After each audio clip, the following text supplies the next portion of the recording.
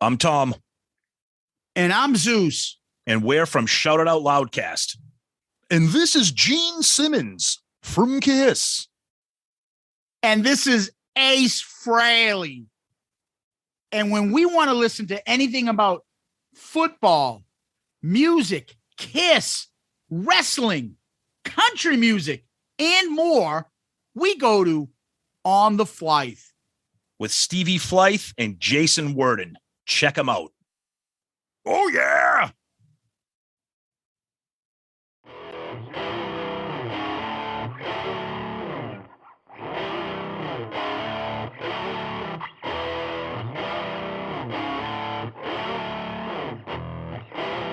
You are listening to On The Flythe.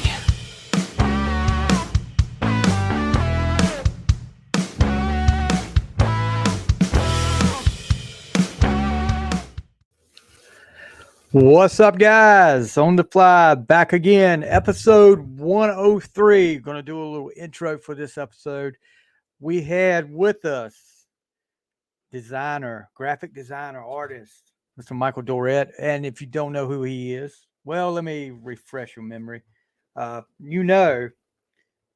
a KISS fan, diehard KISS fan, have been for years. And Michael Doret did one of the iconic covers right here. Rock and Roll Over. He also did one of the the last two albums KISS did. He did Sonic Boom, which is similar to kind of similar to Rock and Roll Over, but yeah. But I want to share with you a little bit about Mr. Doret. He also sent an email to me with some additional images. We go through his website. We show you the images that he's worked on. And if you want to check it out on his website at michaeldoret.com, go check it out. He does some great stuff, and I'm going to share some of those here in a minute. But I want to show you these additional images he sent me. We talk a little bit about these in the interview. So hold on, let me share my screen with you. All right, so there you see, of course, a big time Disney movie there. One of my favorite Disney movies, Big Hero 6. Great job with the logo he was working on there. And there's some additional logos he was working on with them with Big Hero 6. But here's the big thing right here. And he talks about this in the interview. He said, I remember a band before Paul and Gene did KISS that I was working on something with. And he said he think he was working on it for Columbia Records, but look at this here. This is a Wicked Lester logo he was working on, and he worked on and done, and he sent that to me. He wanted to make sure I got these on the show. And I'm gonna hold on. We'll stop sharing for a second and go back, and we're going to share some of his website. If I can do this, I'm learning more, guys. I'm learning more, but yeah, interesting interview. I mean, of course, he couldn't believe, just like Victor Staven couldn't believe that people remembered so much about the KISS thing. Okay, this is his website here, and you see another Disney movie up there. He worked on Wreck-It Ralph. A soccer team, Carolina Courage. Some more. Look, I mean, this is incredible work here. The New York Knicks logo. Didn't know you worked on that. An old band from Casablanca Records, Stars. The 1987 World Series logo, which went on to be used for a few years after that. Let's see.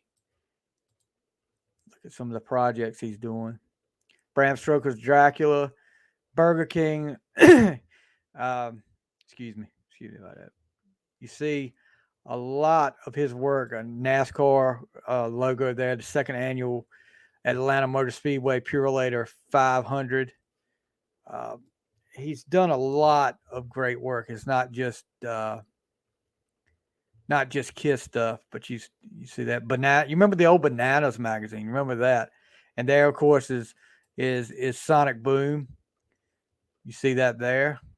And he on his website, if you click, because I didn't know it till we were actually interviewing, if you click down here, if you could just hover over the image on some of them and you click more, you'll get to see, it'll brings up something else, about how you see how he did the individual artwork, and then he's got, I believe, some where he talks about, yeah.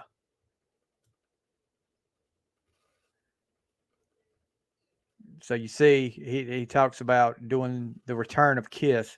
This is his like a blog he did.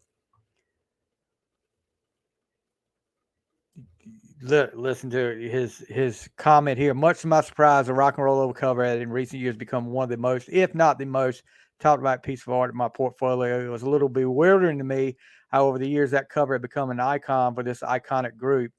I've been contacted by more people about my Kiss artwork in the past 6 or 7 years than in all the years prior, and more than any other piece I've ever done, including the New York Knicks logo. So the expectations for this new art I was to work on were quite high.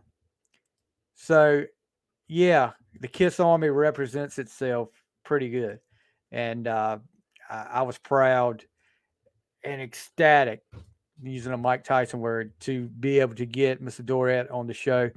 Look, hope you guys enjoy this show. We've been holding it for a while. We want to get our 100th episode. So this has been a couple of months ago when we did this interview. So you guys enjoy, and thank you so much, guys. Enjoy Mr. Michael Doret on the Fly. What's up, guys? On the Fly is back again.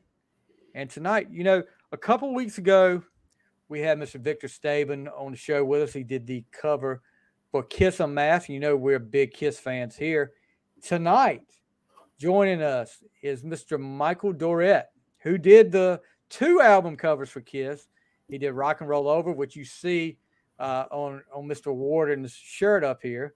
And Warden's with us again. And he also did Sonic Boom, which I had forgot about Sonic Boom. And a lot of Kiss fans forgot about Sonic Boom, I think. But anyway, Mr. Doret has come with us tonight. He's gracious enough to take time out of his busy schedule to talk to us tonight about not only what he did for Kiss, but some of his other projects, which includes Disney projects, a World Series logo, the New York Knicks logo, among other things. And we're going to talk to him tonight about all that and a little bit more. But first, let's get a welcome out. Welcome, Mr. Doret. How are you? I'm good. I'm good. Thanks for inviting me on, and I'll do my best to honestly answer all your questions. Oh yeah, and Warden, I can't forget about you up there, buddy. How you doing, bud? I'm great, man. I'm just honored to have Michael here. I mean, it's just when you told me this is going to happen, I was really excited.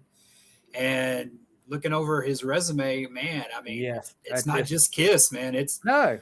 I mean, as a St. Louis Cardinal fan, that 1987 World Series against Minnesota hurts me a little bit. They lost, but I've been a Cardinal fan for most of my life, so I do remember that. So I knew about you before Kiss. Well, there was life before Kiss. Believe it or not.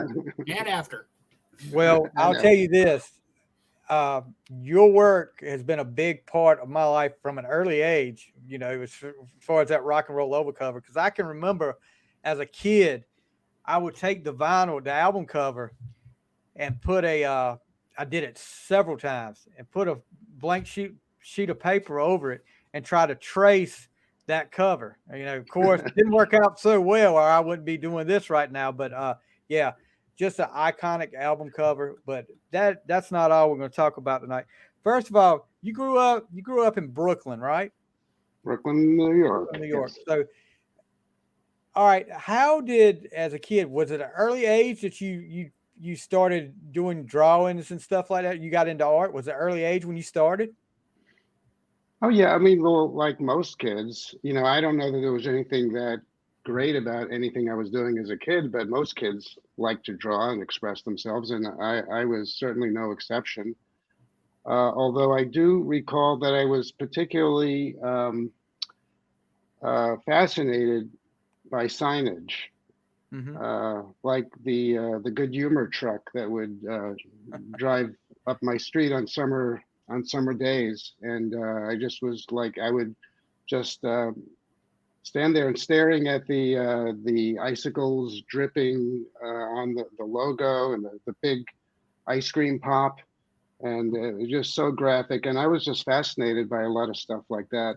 And then, of course, being in New York, there's my dad worked on in Times Square, and he worked for MGM, and I would go visit him after school. wow. And just to walk down Broadway with all the incredible signage and billboards and so on was just like, it just overwhelming, and really made an impression on me when I was young. So it's not surprising that I ended up doing what I was doing, because I was just really fascinated with all that as a kid. So when did you know, I could do this for a living? What kind of process or whatever? When did you know? Oh, well, yeah, I didn't even know that you could do it as a living. I mean, I went to college, to Cooper Union, and I was going for my BFA, Bachelor of Fine Arts, and even there, they weren't really giving graphics that many graphics courses.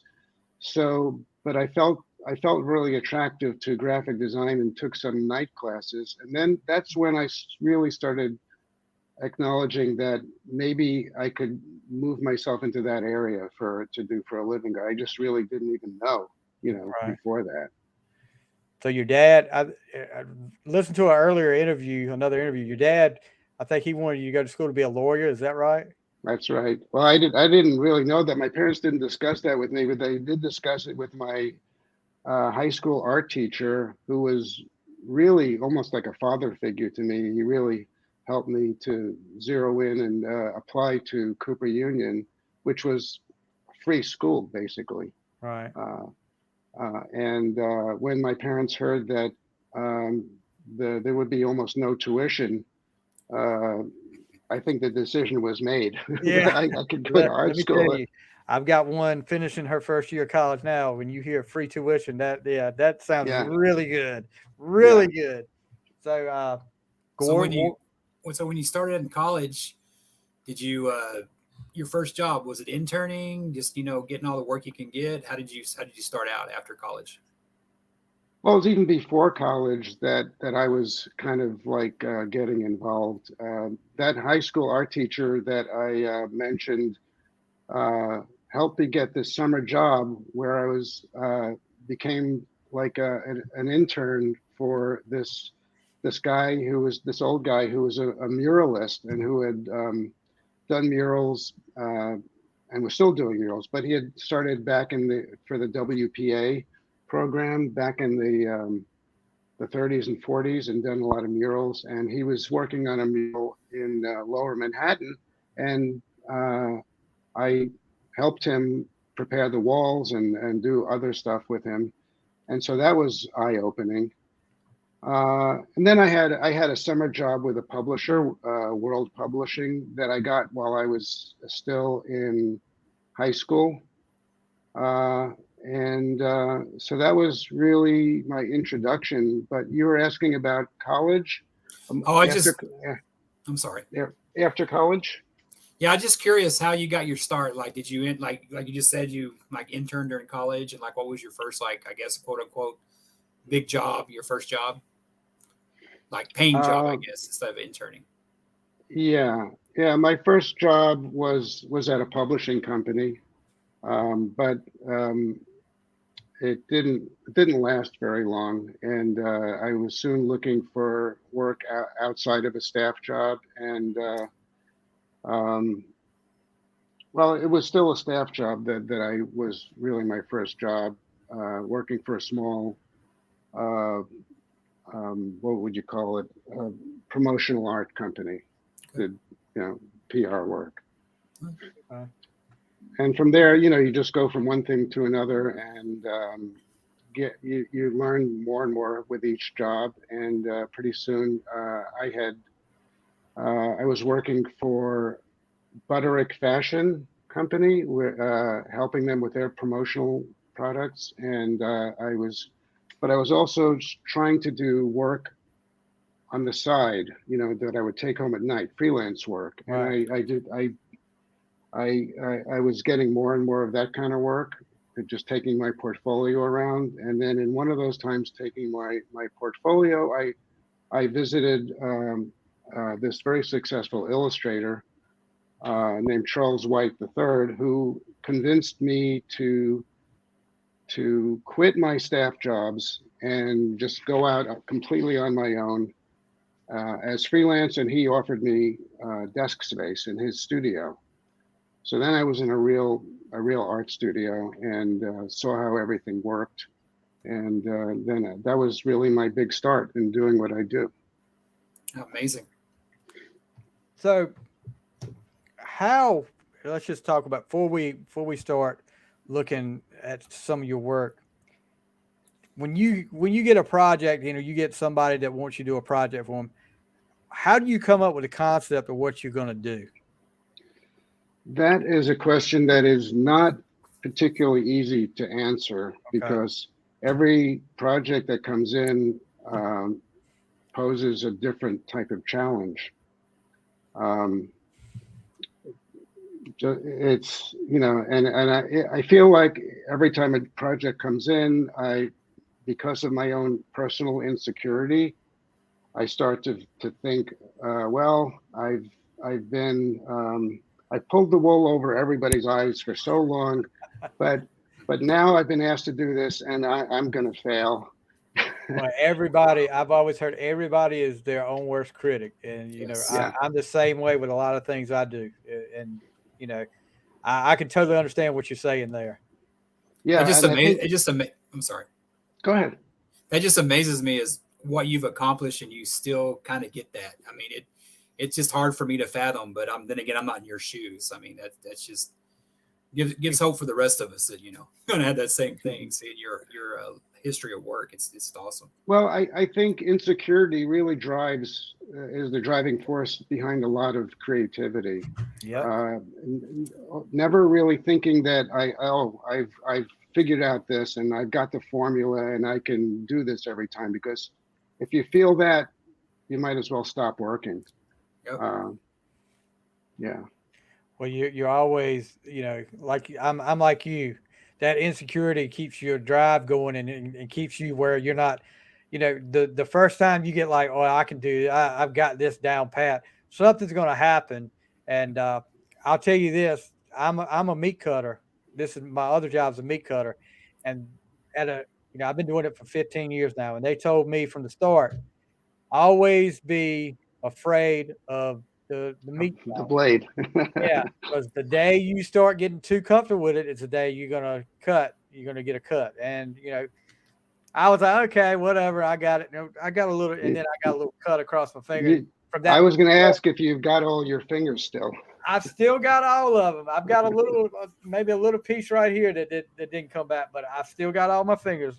Thank you. Well, we in my area, in graphic design, a lot of us use these really sharp knives, X-Acto knives, and all of us have, whether it's a matte knife or an X-Acto knife, we've all cut off the ends of our fingers.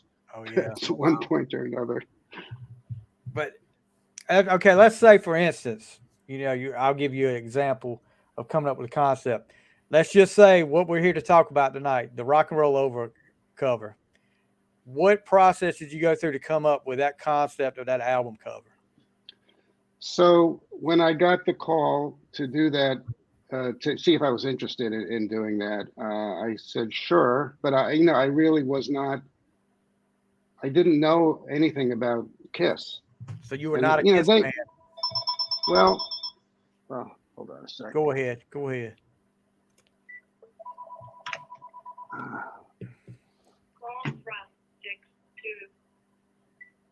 Okay. Okay, where was I? I was a fan. Well, I don't know if I wasn't a fan, but I just was not aware of the group or what they were about. Right. Right. So So I was working for an agency called Howard Marks Advertising, and KISS was their client. So I agreed to the meeting. I went and I met with the members of the group and the Dennis Wallach, who was the creative director. And of course, I'm interested in doing something, that's going to be challenging, but I didn't really know what they wanted, and so, or what their thing was with the makeup and all that, these characters.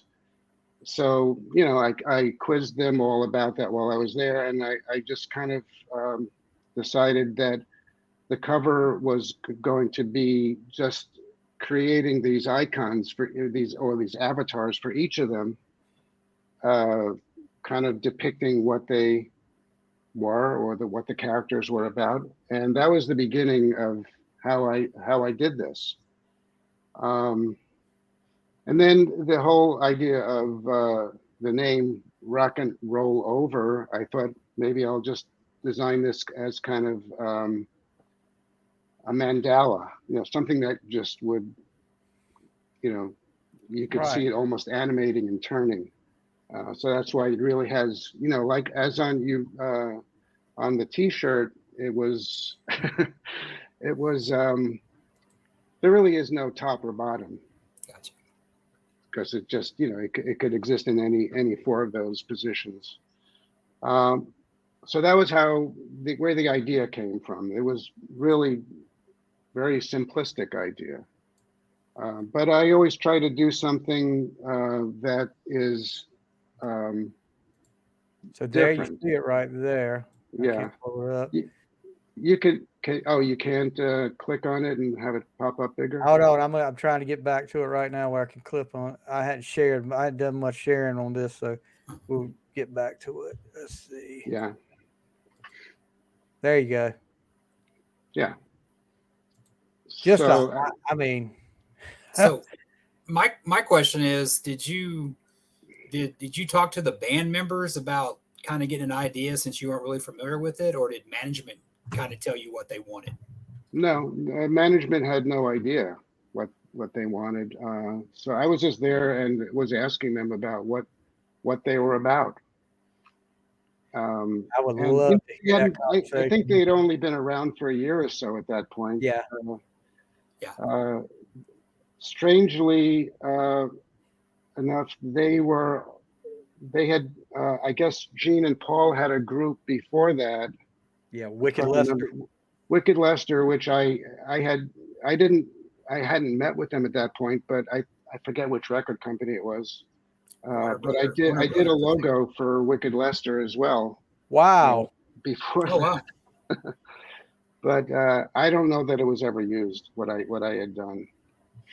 Wow, that's something new, Stevie. We didn't know that, did we? I did not know that. See, Wicked Lester it's still unreleased album to this day.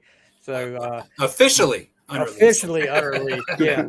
So it's out there, but yeah, I mean that's just an iconic cover there. The favorite part for me, I'm an Ace Frehley guy, so the detail back behind the Ace with the Saturn and the rays coming out of his eyes. Oh, that I was just like, wow, as a kid, that was my favorite thing right there.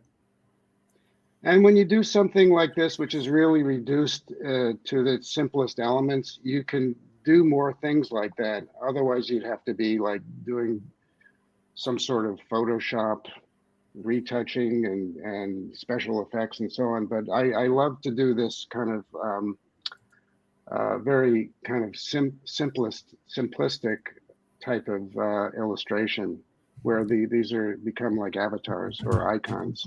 Whoops. Tell us. Stevie's mentioned his love for Ace Frehley. I'm a Paul and Gene guy probably. There was there's been a question I have is that there's been this, I guess, I don't know what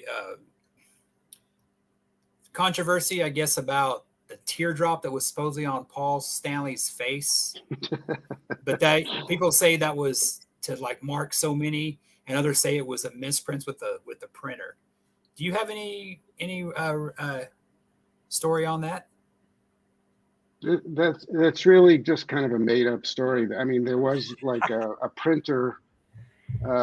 Maybe there's some dust got on the plate or something. Okay. There was nothing that was ever planned, and so, you know, it's like the Beatles' "Paul is Dead" thing. Yeah. Oh yeah, yeah. Yeah, Um, that is a big thing going around in the KISS world about the teardrop. And Yeah. yeah, people, it's a big nothing burger. well, I'll tell you this: when people look for that album cover Yeah, now, when you get it's to find an crazy. album with the so-called teardrop Teardrop, on it, yeah. they go cuckoo. Yeah, they go crazy for that. But just you do a lot of work. Before we get back to that, you do just looking through your stuff. I mean, Burger King. I mean, that's iconic there. TV Guide. Yeah, TV Guide, Time Magazine. I mean, I'm just looking how. Okay, here's one I want to talk about right here. Purelator 500. I used to be a big NASCAR fan, and am I not sharing that? Okay, well, hold on a second. Let me get out of this. I got to stop sharing it here. But the Purelator, I'm sorry, I hadn't shared much on this thing. I'm still working on this stuff. Let's see, projects. You can edit this out, right? Yeah, I'm gonna edit this out. This one right here. I'm a big NASCAR guy. Or I used to be until, well, we'll get, that's another topic, another show there. The Purelator 500 at Atlanta Motor Speedway. How did it come about working for NASCAR? You know, if you look at the date there, 95, Yeah. that's like, what, 28 years ago. I Don't you know, remember. well, all I can say is that it was probably not working. I was probably not working directly with NASCAR. It was probably just an advertising agency that was working on a promotion for that. But I like the piece, but I just honestly, it's a lot of years, and I Right. can't really remember some of the specifics. And this was one of those jobs that just kind of came and went. There were, with KISS, there was been so much activity over the years, and with certain other jobs that, like, it always keeps what happened fresh in my mind. But that was, sorry. Oh no, that's fine. No, you're fine. Now you've done a lot of work with Disney, and Yes. we're gonna put this up here right now. Wreck-It Ralph. Just a iconic movie. My daughter, I liked it because it was a throwback to my age of video games as a kid. It had a lot of that in there. But Wreck-It Ralph, talk a little bit about your work with Disney. My work with Disney. Okay. So there's at that time there was an art director or creative director there who had been there for quite a while, and he had always wanted to work with me. And finally, somehow, another friend of mine was in town that knew him, and they were having drinks, and they called and asked me to come by. And so I met this guy from Disney, and since he's become my friend, but his position with Disney was that Disney has a ton of money. Why not work with, in his opinion, the best people in the business? And so I'm trying not to be too egotistical here by saying that, but no, go ahead. But so he started working with me, and Wreck-It Ralph was the very first piece that we worked on together. And everything just seemed to click. Maybe it was the right moment to be doing that kind of stuff with Disney. I don't know, but everything seemed to click on that particular job. Even though I was really trying to move things forward with the idea of title treatments, like this one, Maleficent. And I was trying to do something different, and for some reason, they just bought it, and it was, I think for them it was something that was quite different from what they were used to doing. But John, he's the guy I was working with, John Sable. Right. He was able to sell it to them, and they went with it, and it was very successful. Yeah, Wreck-It Ralph is definitely one of my favorites up here. And you also did some work on, which is not up here. You can check it out on his Instagram page. Wreck-It Ralph was another one. You see Coco up here. And, you know, Worden talking about this a little earlier, this logo right here. The 1987 World Series, which has been, was actually used from 87 to 91 that you designed there, with his Cardinals losing to the Twins there. But I mean, and then this. This is a iconic logo in sports right here. The New York Knicks logo. Talk a little bit about how you got involved with the New York Knicks. Well, that was I think that was that was after the Major League Baseball, the World Series thing. Right. So this was for the it was for the NBA, not for specifically for the Knicks. It was the NBA that I worked with, and their art director had called me in. At that time, they really wanted to update all their logos for all the teams, and the reason they wanted to do that was for merchandising. Right. They wanted to have saleable logos they could put on caps and T-shirts and sweatshirts and towels and mugs, you name it. You know, they wanted to sell all that stuff, and so they saw what I was doing as a lot more saleable than what those existing logos that they had at that time. And so we started the process for this. And at first, the big stipulation was that they wanted to have the Empire State Building somehow worked into the logo. And I've done different postings on this, showing all my sketches. In fact, I think if you go down to the bottom of that image and click on, no, go back to click on that. Okay. And now click on where it says more. Yeah. Okay. So then I posted things here where I went through the iterations of this particular logo. Although I did quite a few other versions that didn't make it. That's pretty cool right there. That's awesome. Yeah. There's a black and white version. Oh wow, that is cool. I do like that one. That's the token logo right. that they ended up using for different things. I'm not a Nick fan, but I like that. Yeah. I didn't know you could click more. So that's pretty cool though. Yeah. So after KISS, after the Rock and Roll Over, did you start doing work for any other bands? I see one up here. This one right up here. That was around the same time as I did Rock and Roll Over. Right. For that group, Stars. And weren't they on Casablanca too, Stevie? Yeah, they were. I think they were both clients of the agency I was working for. Yeah. Okay. That's what I thought. So did any other bands, did you do any other covers after that? Did you start getting a lot of calls after that?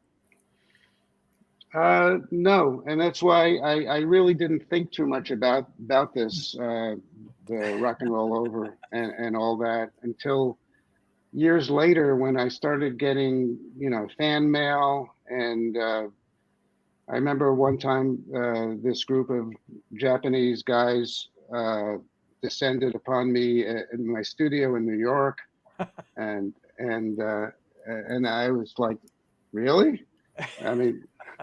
I thought this cover was like years ago, and that was that. But I didn't really realize that it had a life of its own, and apparently still does. It definitely does. It's if you look at my Facebook page, the profile picture is the album cover for my Facebook page. So yeah, and I carry it with me every day on my phone.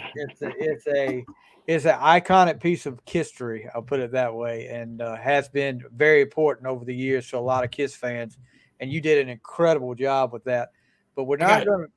One Go more ahead. question about Rock and Roll Over. This will be the last Sure. one, I promise.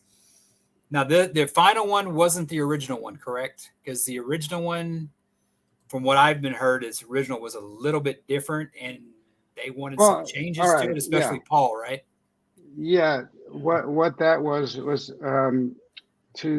I didn't work on computer at that point. Now I'm wondering if you go down to the bottom of that Okay. one, if you can click on more.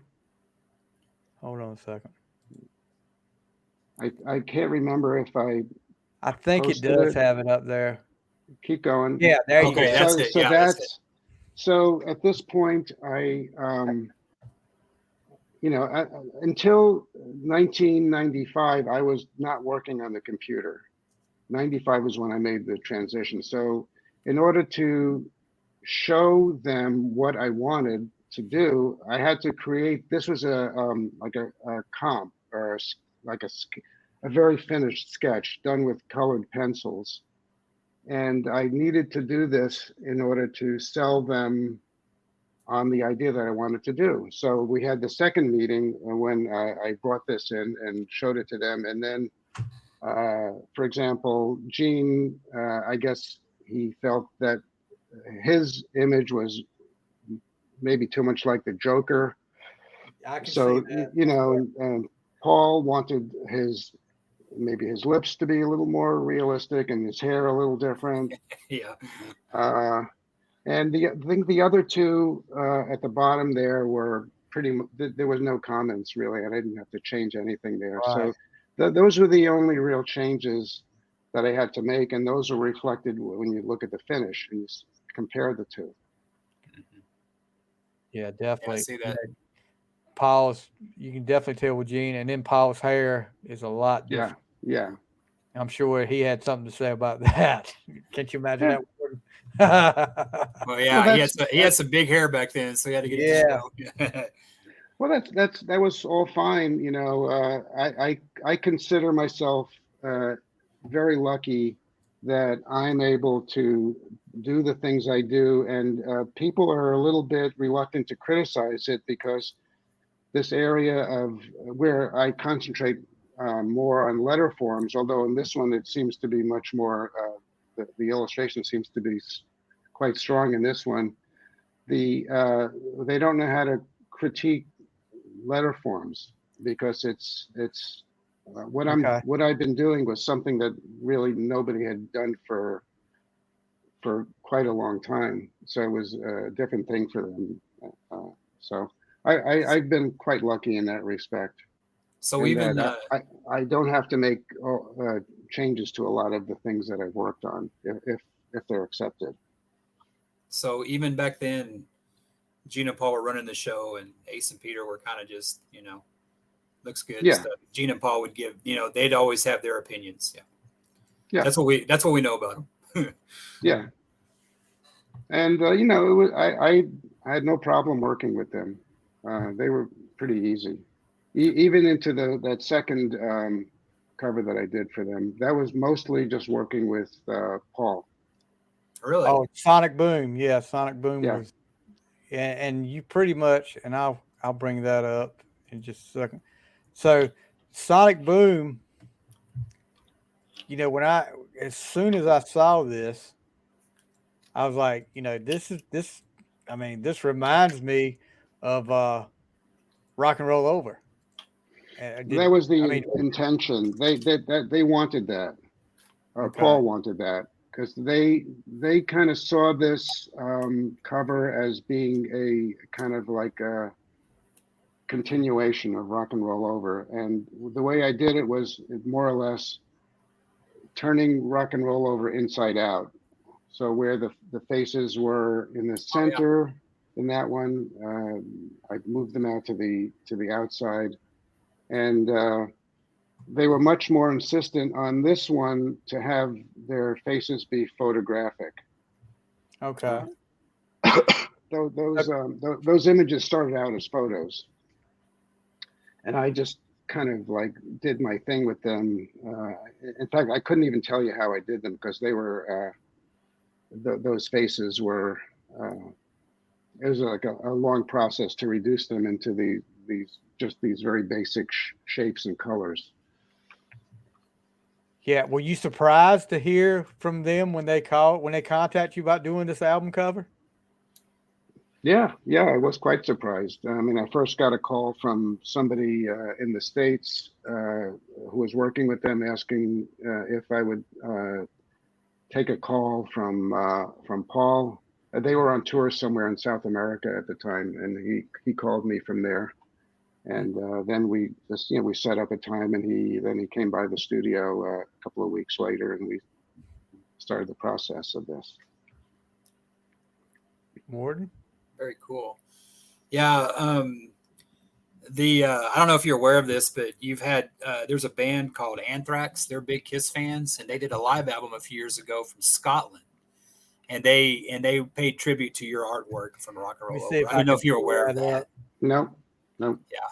I'm sure they had to get, Uncle Gene's, permission for that. Oh yeah. It was a nod to the great job you did. What was it that they did? It was a live album. You can edit this out, but it was a live album called Kings Among Scotland, and it Hold on. paid tribute. I'm gonna bring it up so you can see it. It was like their likeness in the Rock and Roll Over. And when I saw the album, I hadn't heard about it. I saw it, and right now I thought about Rock and Roll Over. So they kind of did a take on the cover for Yes, their sir. cover. Yeah, Is that what it was? I'm getting ready to show it to you right now. There have been like so many yeah. takeoffs on that cover. There it is. Oh yeah, I think I've seen that. Yeah, I knew about it. And there's one that always comes out on St. Patrick's Day where it's like the Rock and Roll Over, but it's all leprechauns looking too. So yeah, you have definitely created especially with Kiss fans, a piece of history there. I don't know if you're aware of how important it is to a lot of people. I know when I contacted you, you were probably like, oh, why do I want to talk about this Kiss Rock and Roll Over cover? But yeah, definitely a true piece of history for us Kiss fans as well. There are, I must have like more than a dozen reproductions of things like this, where they did a takeoff on Rock and Roll Over. And then I also, people from time to time send me pictures of their tattoos. They'll tattoo this on everywhere you can imagine. So it's quite something that it's probably one of the only jobs that has taken off like that for me. It's just pretty amazing. Did you ever think in a million years what year did this come out? 77. 77, that almost 50 years later you'd be talking to two Kiss fans about a freaking Kiss album cover. Because you got a kind of I guess a kinship with Kiss album cover designers. Of course, we lost Ken Kelly, who did the Epic Destroyer cover, then Victor Staven, and then you. I mean, you've done it.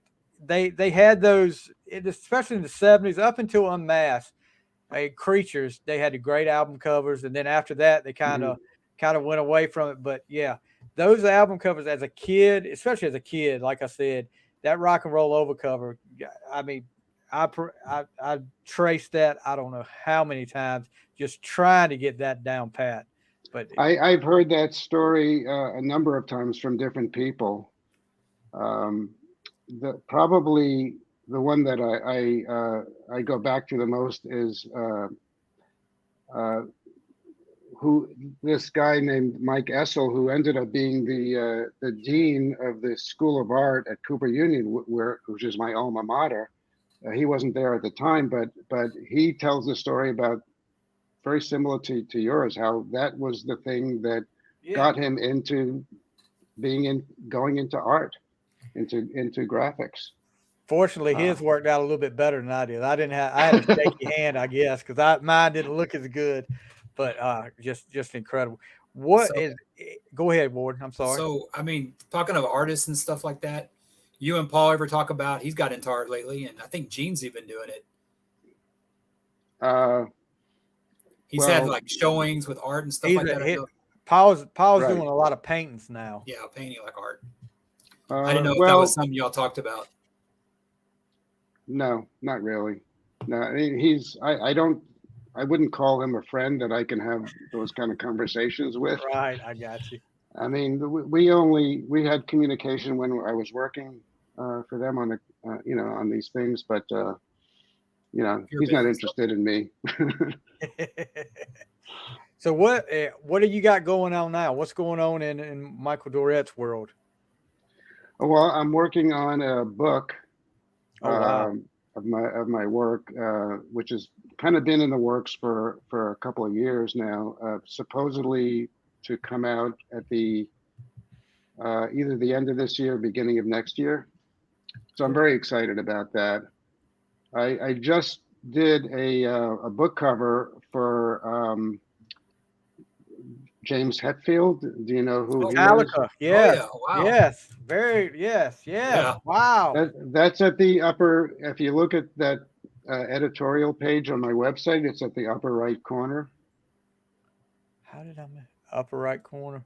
How did you? Oh, miss that? wow. How did I miss that? Hold on. How did you miss that, Stevie? I do not know. Hold on. We're gonna. I didn't even look at his. Let me see. No, that's not the one. Yeah, there we go. Right there. Wow. Guitars of James Hetfield. Oh, cool. Yeah, it's a book about his guitar collection. I guess he has hundreds of guitars. Oh, yeah. And Awesome. That is awesome. I did not see. yeah, yeah. So I was pretty happy with the way that one turned out. How did you have much one-on-one work with him or discussions with him about this? I never actually spoke to him. Okay. Really? Everything was through his intermediaries. So I would do a sketch, send it over, and then it would finally make its way to him. And then I'd get like secondhand comments. It was a very difficult process. Oh, wow. Here's Here's one thing too I wanted to talk to you about. This magazine right here. Oh, Bananas. Do you remember Bananas, Worden? Yeah, We that used like to Hot get that Dog at and all those kind school. of magazines. Yeah. We used to get that at school all the time. Oh, yeah. That, I mean, because and look, you've got a big piece of my history as a kid that you did, Mr. Doret, because this is some great stuff here. Oh, I yeah. love this. Yeah, that was a fold-out calendar, and I just for some reason I had the silly idea that to make a clock / calendar. And what you're not seeing there is the hands from the clock, which you would cut out and put on there, and then you Right. Yeah. point one to the month and one to the week. That was just a silly idea, but I just turned wanted out to make good. something Very great cool. looking. I should mention, you were asking before about other record covers and other musical acts. If you let's see, what this is editorial. Right. I've got projects and logo. Go to projects, and I wanted to point out the Simon and Garfunkel poster that I worked on for their concert in Central Park. Okay, hold on. I'm gonna share it so we can bring it up. I think it's in the upper corner or near the top. All right, hold on. Is it under projects? I think it's projects. Okay. Although, We're gonna check it out. go there. It is right under Dracula. I see it right there. There you go. Okay. cool. Wow. Yeah, that was for you've done some fantastic stuff, Mr. Doret. A lot of people, I'm so glad that I decided to get in contact with you, because I never would have known that the guy that did Rock and Roll Over did all this stuff. Yeah, Incredible. It surprises me sometimes too. I'm gonna have to go back and look at all this stuff, the Moore thing, because that was just looking at it. Yeah, he's got the T-shirt on. Oh wow. Wow. If you guys want to check all this stuff out and check it out at michaeldoret.com. And I'm looking at what's the. I have to ask you this because I was wondering. Alphabet City. What is the deal with Alphabet City? I see that a lot up here. Well, Alphabet City is just the name I took to just be, kind of over the whole thing, and that's going to be the name of my book. That's the name of the book? The name of the book is actually Growing Up in Alphabet City. Okay. That's because I lived in New York on the Lower East Side, just a walking distance from school when I was living there to go to Cooper Union. That neighborhood is called Alphabet City. And so I just decided to take that and use it as my thing, because it was where everything that I'm doing kind of coalesced while I was going to school. Question for you. I mean, and you hear this with musicians all the time talking about albums, like which is your favorite? I won't ask you that, but is there one piece that stands out to you above everything else, or they're all your children and you love them all? Well, definitely the Knicks. I would say the Knicks logo. Right. I don't know that I would put the Kiss covers in there.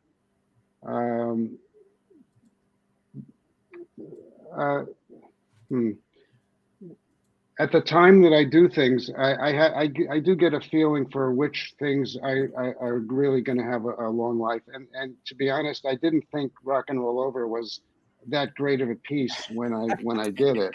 Wow. But as an artist, you don't really have perspective. It's like you have a child, and then the child goes on and maybe is successful, or maybe becomes a hobo. Who knows? So they're all your children, yeah. Yeah. So, but I would say, if you were asking me which are my favorite pieces, I would say some of the Time covers. Okay. The Knicks logo, maybe a few more. It's really hard to say. It's like asking what's your favorite color. Exactly. Wow. I like it, that if you just passed it, the Graphic Artists Guild logo. If you go back down, that was right that was something that I did early on, and which has had very like the Knicks logo has had a very long life. A lot of times you do logo for things, and after a couple of years, whoever it is decides to change it or to update it or whatever. But this one they've been quite happy with for a while. I don't know how you do it. More power to you. You got a great knack for it. And of course, you've done it all these years. But we're not going to take up any more of your time. But we do want to give you another plug there. The book, when the book comes out, we want to push it up here. So keep us posted. We'll be checking out the website at michaeldoret.com. I'm sure you'll have it up there for sale. I will. So we will definitely be keeping everybody in touch and letting them know what you got going on. But yeah, thank you so much for taking time out of your schedule. It's been an honor. I know you don't feel like it, but it has been an honor for me to be able to talk to you, because it's, like I said, it's such a, same here. Yeah, exactly. It's such a great piece of my life as a kid. Yes. that you did. And thank you so much for doing that, and all the work you did. Thank you so much for doing that. We really appreciate it. Yeah, you're welcome. And this was actually a pleasure to do, and it was a pleasure meeting the two of you. And you're so gracious, and you're so nice about everything. I really appreciate it. Yeah. And we thank you for your time. We cannot thank you enough. All right, guys, that is Mr. Michael Doret, designer of the iconic Rock and Roll Over cover. And we will see you next time on The Fly.